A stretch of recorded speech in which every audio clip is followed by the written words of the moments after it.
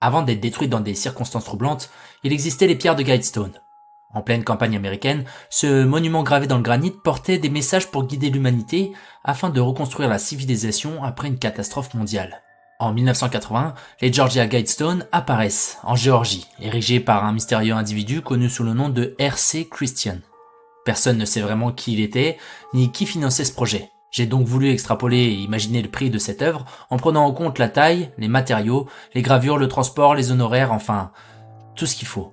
Cela aurait coûté entre 300 et 500 000 dollars. En prenant en compte de l'inflation, cela représenterait plus d'1 million de dollars aujourd'hui.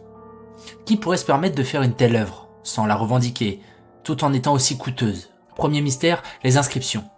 Les pierres portaient 10 commandements, traduits en 8 langues, prenant les idées comme maintenir la population mondiale sous 500 millions d'habitants, harmoniser les lois avec la justice universelle, ou bien unir l'humanité avec une nouvelle langue vivante. Deuxième élément troublant, les alignements astronomiques. Les Guidestones étaient conçus pour indiquer parfaitement le calendrier solaire et certains événements astronomiques. Simple coïncidence ou outil pour une civilisation post-apocalyptique. En 2008, les premières controverses éclatent. Certains groupes religieux et considérés comme conspirationnistes les accusent d'être un symbole du nouvel ordre mondial, prétendant que les messages gravés encouragent un contrôle global. En 2022, tout bascule. Une explosion détruit une partie du monument. Les autorités locales incapables d'identifier les coupables décident de démanteler complètement les pierres restantes. Qui a fait ça et pourquoi? Cela reste encore une énigme. Et les théories là-dedans. Certains disent que les Guidestones étaient un avertissement d'une élite secrète, d'autres y voient une œuvre philosophique mal comprise.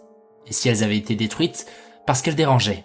En conclusion, nous ne savons pas qui l'a fait, pourquoi, ni où, ni qui l'a détruit, et pourquoi. À ce jour, le mystère reste entier.